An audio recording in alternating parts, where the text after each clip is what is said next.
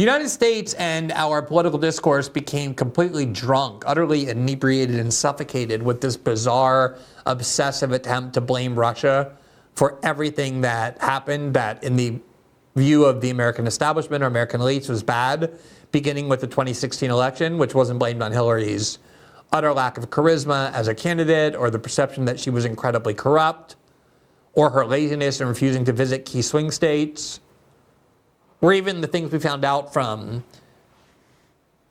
about Hillary throughout the course of the campaign from media outlets and others. No, the attempt was to say it was Russia. Russia was responsible for Trump's election. And the Europeans, in many ways, are even more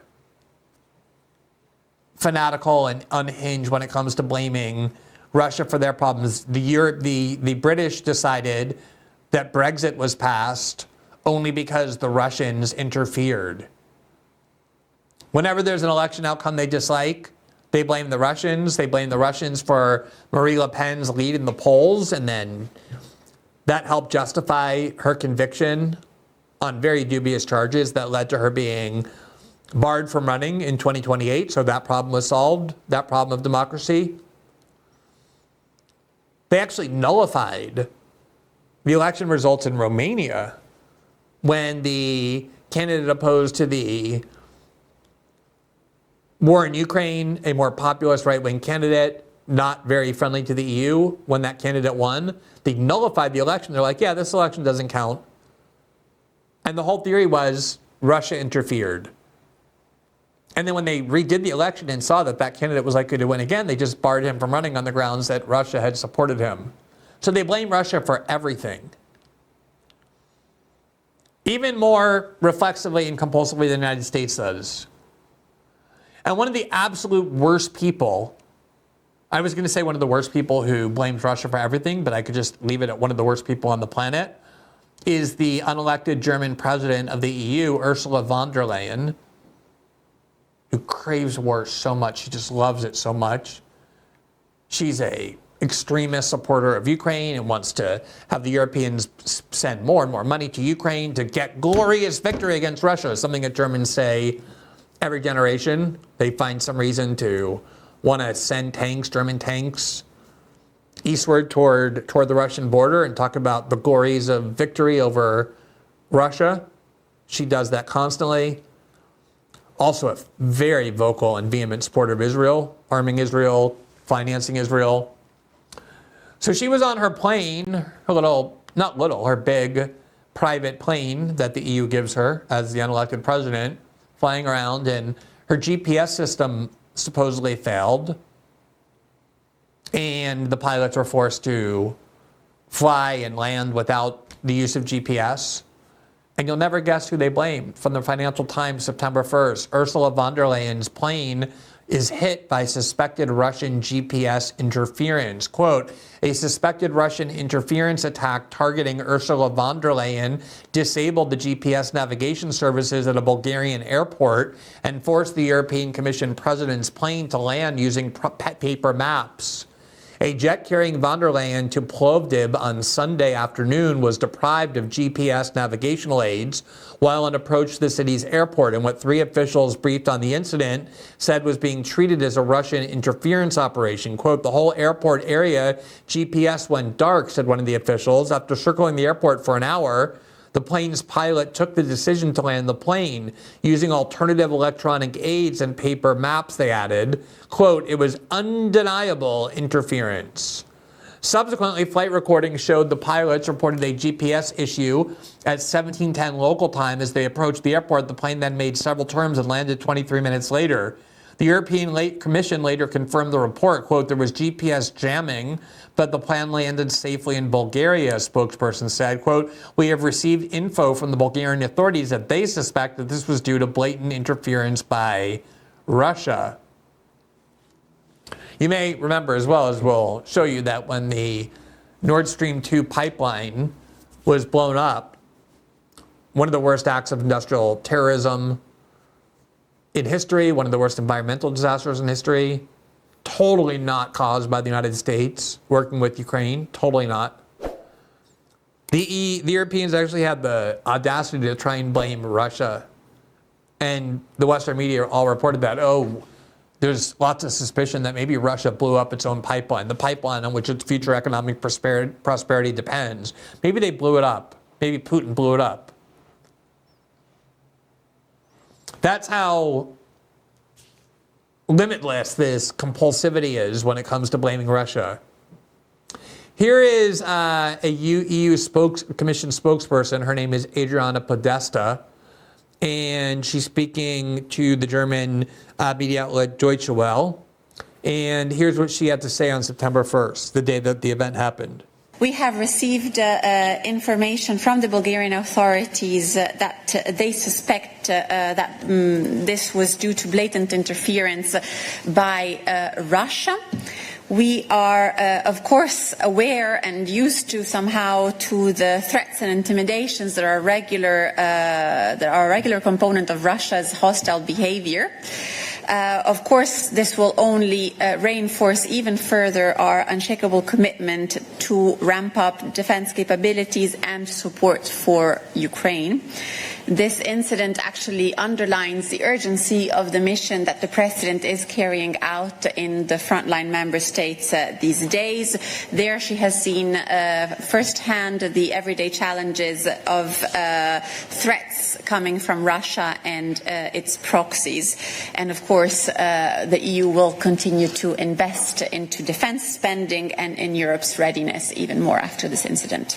So that's one of the big benefits of blaming Russia is you scare the population. Or like, yeah, we need to spend billions more on defense spending. I mean, the British are insane. They just talk openly about the need to be prepared to finance their military to go to war with Russia. Now, the Europeans aren't going to go to war with anybody. They're Europeans. They can't fight. They don't fight. But they like to talk a big game. They want to spend a lot on buying things from big arms dealers in Europe. And so this is what you need an enemy, obviously, for the public to be scared of. And this is one way you get them scared. Oh, Russia, they're interfering in our elections. They cause the British to move out of Brexit. They control who wins elections. They're supporting Marine Le Pen and right-wing extremists.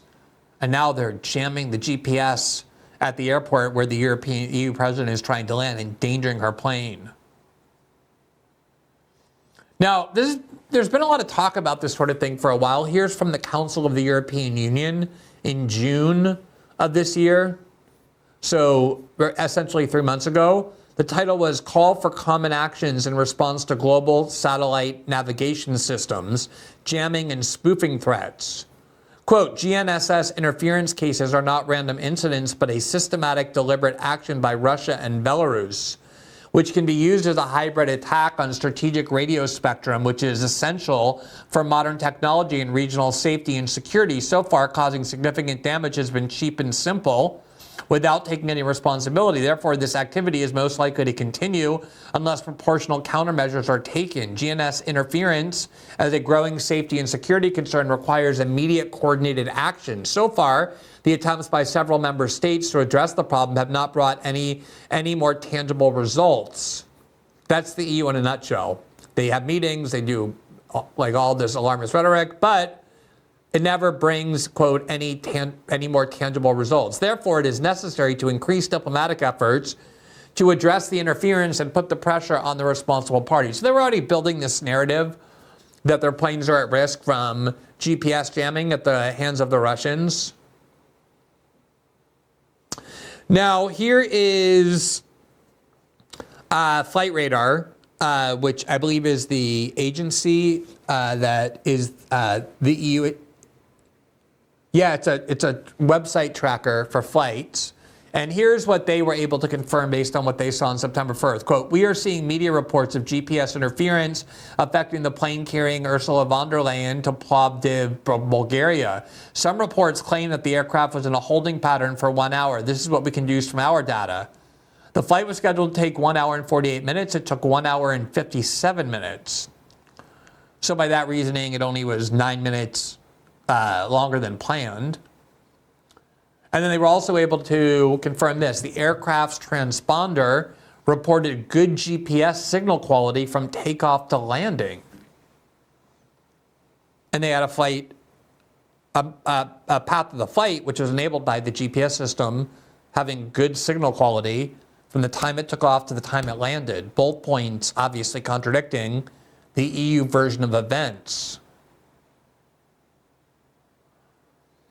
But this claim that Russia blocked the GPS of the airport as von der Leyen was trying to land, and that Russia was doing so as part of this sinister plot to endanger EU officials and EU aircraft, in the words of Politico, not exactly a pro-Russian outlet to put that mildly, Politico EU, started to, quote, unravel.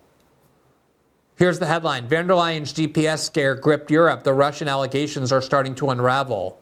Quote, public data also showed the same aircraft that experienced GPS jamming the day before over the Baltics, but not in Bulgaria. On Tuesday, Bulgarian Prime Minister Rosen Zelazkov toned down claims of direct Russian interference, calling the incident a routine glitch tied to broader fallout from the war in Ukraine. Quote, there is no need to investigate the situation, he said, because these disturbances are neither hybrid nor cyber threats. A Bulgarian government statement shared with Politico said that, quote, air traffic services immediately proposed an alternative landing approach under ground-based navigation aids, independent of GPS systems.